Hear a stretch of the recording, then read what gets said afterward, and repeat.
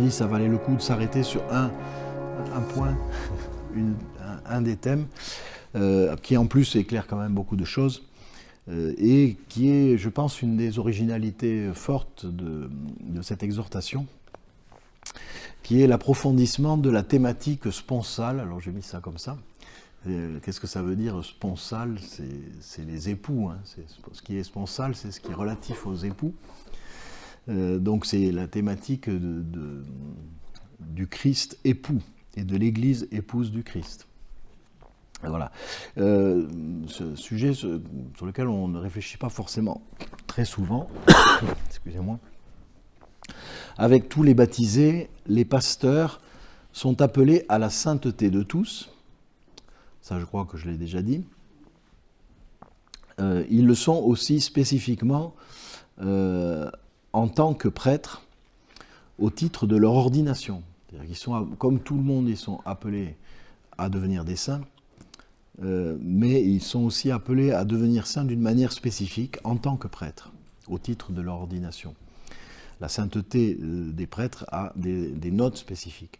Et ils se sanctifient en accomplissant les tâches de leur ministère. C'est ce que enseignait déjà le Concile Vatican II dans Presbyterorum Ordinis, donc le fameux décret qui n'est pas le plus grand texte dans les textes de Vatican II, mais qui a quand même dit des choses importantes. Et c'est repris dans Pastores Dabo Vobis, cette vocation à la sainteté qui s'accomplit en exerçant son ministère. C'est-à-dire qu'on se sanctifie en célébrant la messe, en prêchant, en faisant le catéchisme. Enfin, c'est dans les tâches ordinaires qu'on doit vivre d'une manière sainte qu'on grandit en sainteté. On va aller chercher midi à 14h. Le Seigneur attend de nous que nous soyons saints dans ce que nous faisons. On pourrait dire des choses analogues sur la sainteté des gens mariés qui doivent se sanctifier dans leur mariage, dans leur relation, l'éducation des enfants, etc. Mais la vie des prêtres donc, est fondée dans la configuration à Jésus-Christ, pasteur et serviteur. C'est ce que la théologie traditionnelle dit toujours. Hein, les prêtres sont configurés à Jésus-Christ, pasteur et serviteur. Leur ordination fait d'eux des images spéciales du Christ, pasteur et serviteur, et leur permet d'agir comme pasteurs, non pas par eux-mêmes, mais pour que le bon pasteur unique, l'unique pasteur, le Christ, soit toujours à l'œuvre dans son Église. Et donc leur vie spirituelle consiste à s'imprégner de cette configuration à Jésus-Christ, pasteur et serviteur, à lui ressembler toujours davantage, à être pasteur comme le Christ est pasteur et serviteur comme il est serviteur. Et cette vie spirituelle trouve son unité dans la charité pastorale. C'est ce que enseignait aussi de manière très forte Presbyterorum Ordinis à Vatican II, et c'est repris beaucoup dans Pastores Dabo Vobis.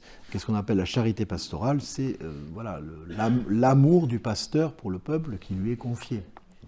C'est une forme de charité spécifique qui doit grandir et qui fait l'unité de la sanctification du prêtre. Il existe un rapport intime entre la vie spirituelle, les exigences et les conditions du triple ministère sacerdotal.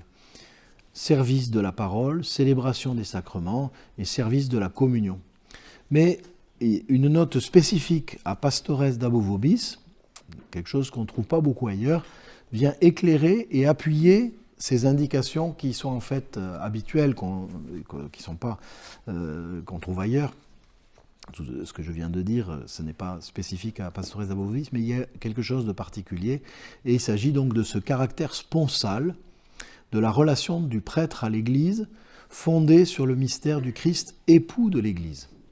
Alors, la première chose, c'est de réfléchir à qu'est-ce que ça veut dire que le prêtre, qui est configuré au Christ pasteur et serviteur, pasteur et chef de l'Église, qu'est-ce que ça veut dire que le prêtre est aussi configuré au Christ, époux de l'Église? C'est pas forcément quelque chose qu'on a l'habitude de dire, mais qui se trouve répété beaucoup dans ce texte. Et les pères du synode de 1990 invitaient à une vie évangélique, à l'obéissance apostolique, donc obéir à la manière des apôtres, avec son exigence communautaire, au célibat consacré à cause du règne de Dieu, signe et stimulant de la charité pastorale à la pauvreté évangélique pour une disponibilité missionnaire.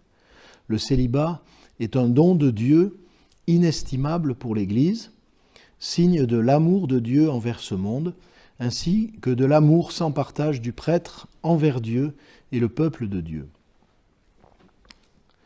Le texte dit « La virginité ne se limite pas au seul non », c'est-à-dire ne pas avoir de relations sexuelles. La virginité ne se limite pas au seul non, mais elle comporte un oui profond dans l'ordre sponsal, le don de soi pour aimer de manière totale et sans partage. On trouve cette phrase au numéro 20. Vous voyez, la virginité à laquelle le prêtre est appelé est liée au don de soi, d'aimer de manière totale et sans partage, sur le modèle de l'amour d'un époux pour son épouse.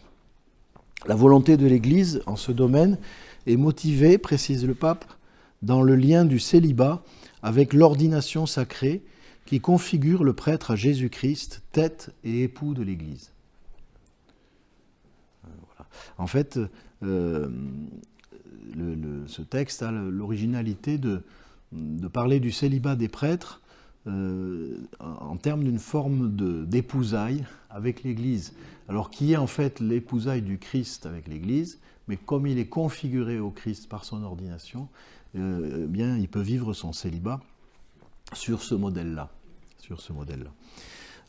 Comme au synode lui-même, le célibat sacerdotal est réaffirmé dans cette exhortation et reconnu, mais aussi motivé, non principalement par une règle extérieure, pour dire que c'est une pratique, bien sûr, c'est une règle, bien sûr, mais comme une valeur profondément liée à l'ordination.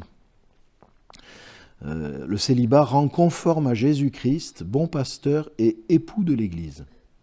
Il permet le choix d'un amour plus grand et sans partage pour le Christ et son Église, dans une disponibilité pleine et joyeuse pour le ministère pastoral.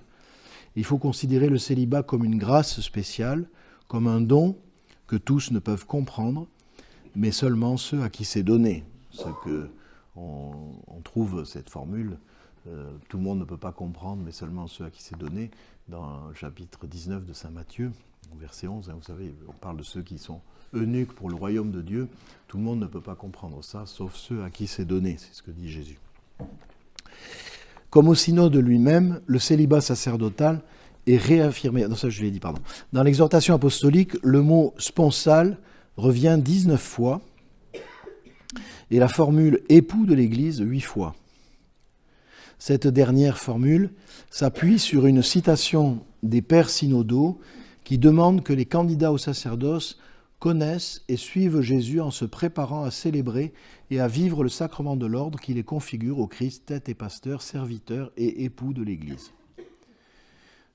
C'est tiré de la proposition 7 du synode. L'idée qu'il y a un lien entre le célibat des prêtres et l'image du Christ époux est déjà présente dans le décret du Concile Vatican II sur le ministère et la vie des prêtres, mais pas tout à fait sous cette forme.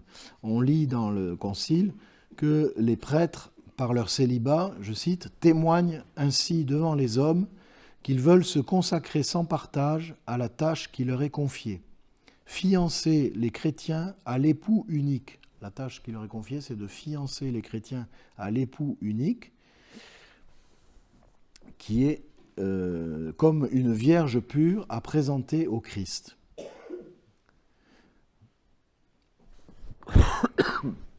Ils évoquent les noces mystérieuses voulues par Dieu, qui se manifesteront pleinement au temps à venir, celles de l'Église avec l'unique époux qui est le Christ. Ça, c'est dans Presbyterorum Ordinis, donc au deuxième chapitre, et le paragraphe numéro 16. Mais la formule de l'exhortation, donc Pastores Dabo Vobis, va un peu plus loin que ce que disait le Concile, en parlant de configuration au Christ époux. Ça, on ne trouve pas ça dans le texte du Concile. Le fait que l'ordination configure au Christ époux. On dit traditionnellement qu'elle configure au Christ chef, tête si vous voulez, ou au Christ pasteur, au Christ serviteur, mais au Christ époux, on ne trouve pas ça dans d'autres textes. Et si elle est présente, cette formule, dans le langage des pères synodaux, c'est parce qu'elle provient, semble-t-il, de ce qu'écrivait 2 ans plus tôt le pape Jean-Paul II dans sa lettre apostolique Mulieris Dignitatem, sur la dignité et la vocation de la femme, qui date du 15 août 1988, où Saint Jean-Paul II affirmait que le Christ est l'époux de l'Église comme rédempteur du monde, l'Eucharistie est le sacrement de notre rédemption, vous suivez, le Christ est l'époux de l'Église, l'Eucharistie est le sacrement de notre rédemption, c'est le sacrement de l'époux, de l'épouse. Et il évoque bien sûr ensuite la lettre aux Éphésiens qui compare le mariage à l'union du Christ et de l'Église. Ça, c'est un texte qu'on connaît bien. Et puis il ajoute que, donc toujours dans Mulieris Dignitatem, si le Christ, en instituant l'Eucharistie, l'a lié d'une manière aussi explicite au service sacerdotal des apôtres, donc en instituant l'Eucharistie, le Christ a lié l'Eucharistie d'une manière clair au service des apôtres, puisque c'est eux qui sont chargés de présider l'Eucharistie, il est légitime de penser qu'il voulait de cette façon exprimer la relation entre l'homme et la femme, entre ce qui est féminin et ce qui est masculin, voulu par Dieu, tant dans le mystère de la création que dans celui de la rédemption. Donc voilà, l'Eucharistie apparaît comme une image de l'alliance entre un homme et une femme, puisque c'est l'alliance entre le Christ et l'Église, entre le féminin et le masculin, voulu par Dieu depuis la création. Et encore, le pape disait dans ce texte, cela devient transparent et sans équivoque lorsque le service sacramentel de l'Eucharistie, où le prêtre agit in persona Christi, donc ça c'est la théologie traditionnelle, qui dit que le prêtre, quand il célèbre les sacrements, il agit dans la personne du Christ, c'est la personne du Christ qui agit et le prêtre agit dans la personne du Christ, pour que ce soit le Christ qui agisse en fait. Quand donc ce ministère où le prêtre agit dans in persona Christi est accompli par l'homme, d'où l'importance du masculin et du féminin, et ces considérations appuyées dans Mulieris Dignitatem confirme même, dit ici Jean-Paul II, la position de l'Église, qui était déjà très claire avant, sur l'impossibilité d'ordonner des femmes, parce que celle-ci, donc là, dans cette argumentation-là, le fait d'ordonner prêtre des femmes casserait cette symbolique contenue dans l'Eucharistie et qui a toujours été gardée dans l'Église pour vivre pleinement ce mystère d'union du Christ époux et de l'Église épouse. Donc l'Eucharistie est faite pour nous faire entrer dans le mystère de l'alliance du Christ et de l'Église. C'est sa vocation. Et donc la symbolique est très importante. Le symbole féminin s'applique ainsi à l'assemblée et le symbole masculin au prêtre qui préside l'Eucharistie en la personne du Christ, qui, du fait de son incarnation, le Christ, il ne serait pas vraiment humain s'il était en même temps homme et femme. Donc son humanité, son incarnation faisait qu'il fallait qu'il soit l'un ou l'autre. Et il se trouve qu'il fut un homme, donc limiter l'accès au presbytérat aux seuls hommes rend témoignage aussi à cet aspect du mystère de l'incarnation qui assume le fait que la différence sexuelle est une limite propre à notre condition humaine. Si c'était un être humain qui n'est pas limité par le caractère masculin ou féminin, ça ne serait pas vraiment une incarnation, il ne serait pas vraiment humain.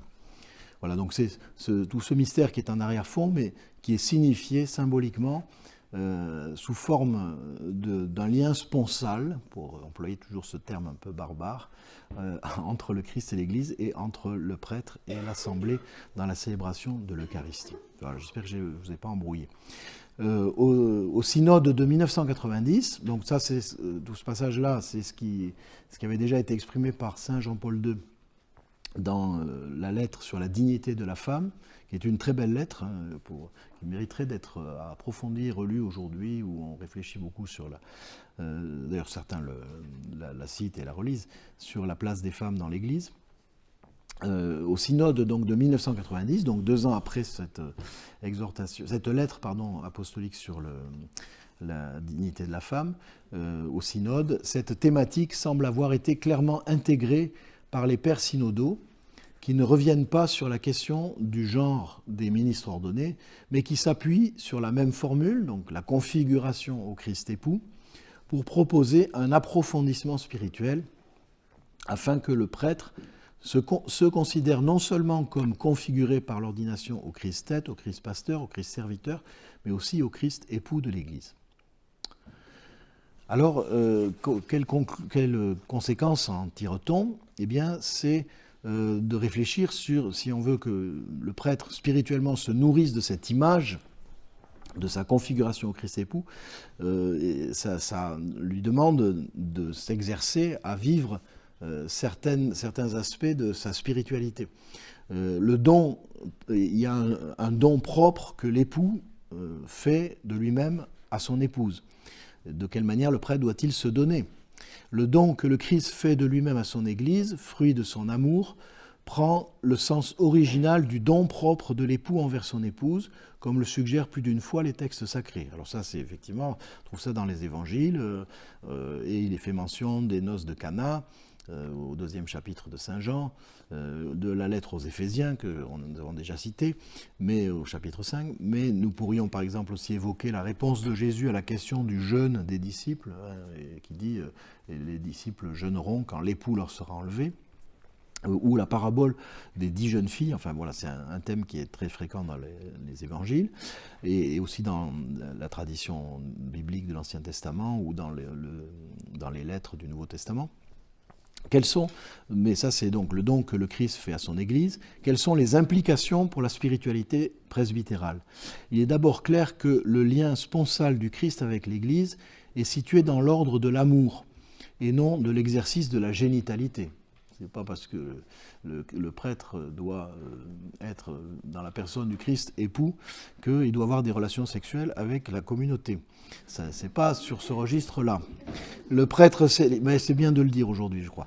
Le prêtre célibataire doit vivre la continence sexuelle, ça c'est clair. Prétendre le contraire, comme l'ont fait hélas plusieurs personnalités perverses récemment dénoncées à grand bruit, malheureusement, relève de l'abus spirituel, c'est-à-dire du détournement de doctrines spirituelles en vue de tromper et de manipuler. Le lien sponsal de l'Église avec le Christ que vit le prêtre implique qu'il réserve son corps pour l'épouse, mais ne se comprend bien que comme une note particulière de la charité pastorale.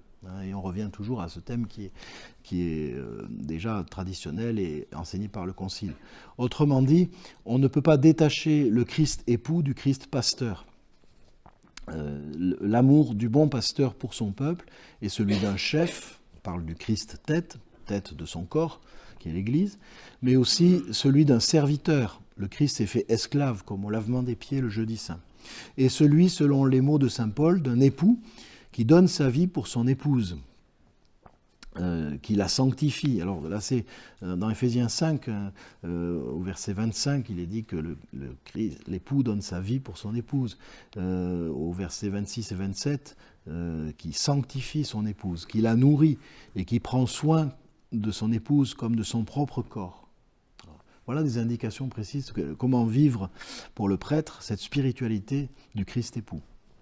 De cette manière, en se donnant à l'Église, le prêtre est appelé à être l'image vivante de Jésus-Christ, époux de l'Église. En fait, c'est ce qui est demandé, et c'est le numéro 22 dans le texte.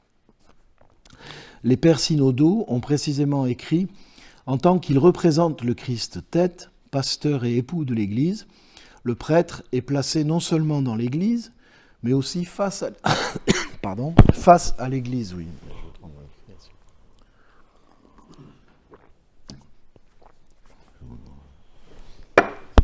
Si vous avez soif. cette formule-là, face à l'Église, aussi est intéressante. Évidemment, elle est d'autant plus signifiée dans la célébration de l'Eucharistie promue par le Concile Vatican II, où le prêtre, enfin, de toute façon, dans la célébration, le prêtre est souvent face à la communauté, mais plus particulièrement, il célèbre même l'Eucharistie face au peuple, comme on dit. Et ça permet de visualiser cela. Ainsi, le prêtre, dit le texte, comme les apôtres, remplit la fonction d'ambassadeur du Christ. C'est là que se fonde le caractère missionnaire du sacerdoce. Voilà. Donc, il y a une dimension de face à face qui, en fait, correspond au caractère missionnaire du sacerdoce. Ce vis-à-vis qui caractérise la relation sponsale est de l'ordre de la mission, de l'ordre du service de tout le peuple de Dieu, de l'Église universelle, même dit le texte, et non pas d'une partie seulement. Et je l'avais déjà évoqué, mais le texte insiste là-dessus, sur le rôle du prêtre qui ne va pas s'approprier une petite communauté, un petit groupe, etc., mais qui est chargé de vivre son ministère de manière universelle, catholique. C'est pourquoi, ajoute saint Jean-Paul II, le prêtre est appelé dans sa vie spirituelle à revivre l'amour du Christ époux envers l'Église épouse. Sa vie doit donc être illuminée et orientée par ce caractère sponsal qui lui demande d'être témoin de l'amour sponsal du Christ.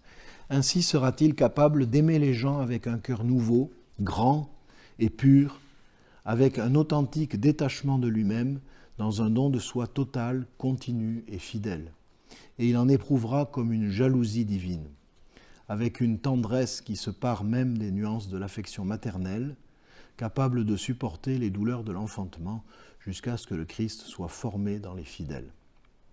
C'est au numéro 22. On voit que la symbolique joue dans tous les sens. On retiendra ces notes de l'amour sponsal du Christ à vivre concrètement par les prêtres.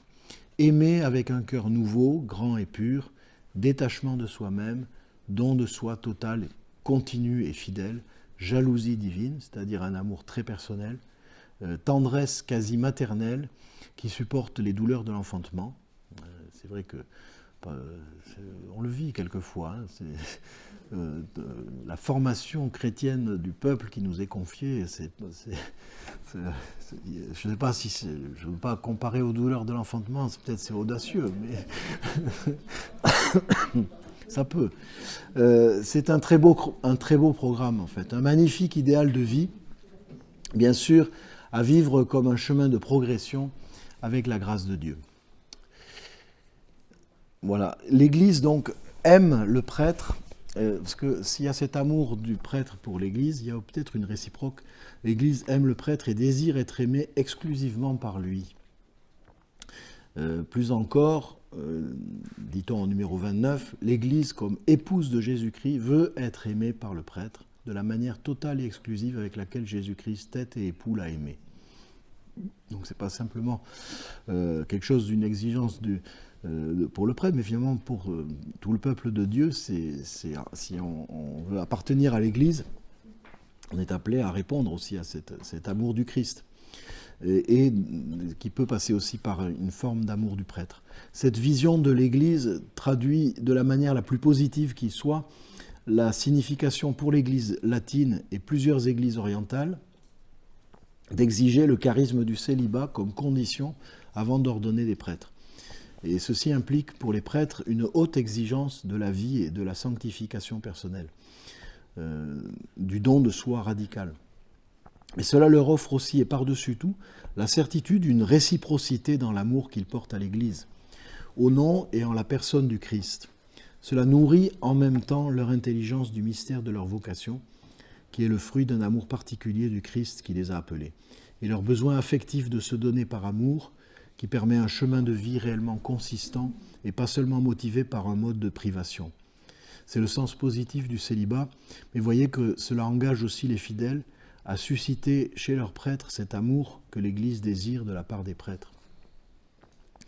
Et quelque part, c'est toute la communauté qui doit aussi protéger le célibat des prêtres et leur engagement. Et le valoriser de cette manière-là. On pourrait dire ici, mesdames et messieurs, aimez vos prêtres, pour les encourager à vous aimer en exerçant auprès de vous leur sacerdoce. Voilà. Conclusion générale.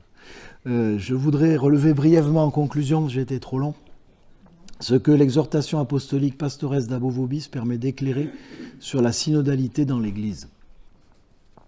Ce sera bref, mais je pointe quelques aspects.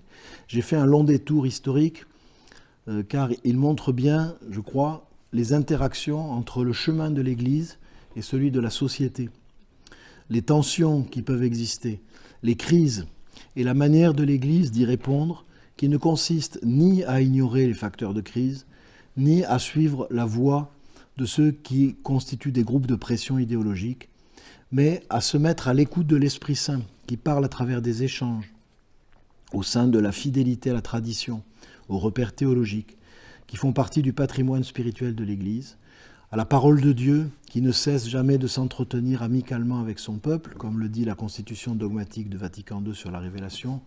Dans cette révélation, le Dieu invisible s'adresse aux hommes en son immense amour, ainsi qu'à des amis. Il s'entretient avec eux pour les inviter et les admettre à partager sa propre vie. Dei Verbum numéro 2. Cet entretien amical avec Dieu, à travers sa parole, permet et donc toute la révélation, cet entretien amical permet de faire l'expérience de l'appel de Dieu, qui en choisit quelques-uns pour le ministère. Ceux-ci exercent un rôle spécifique au sein de l'Église synodale, non pour tout décider seul, mais pour se mettre à l'écoute de tous, de ce que l'Esprit dit aux Églises, et discerner au nom du Christ pasteur, dont la connaissance s'approfondit par le dialogue synodal. C'est lui seul qui doit conduire et guider l'Église dont il est la tête. Enfin, si les prêtres aiment vraiment l'Église à la manière du Christ époux, cela favorisera la synodalité qui consiste à marcher ensemble. Merci de votre attention.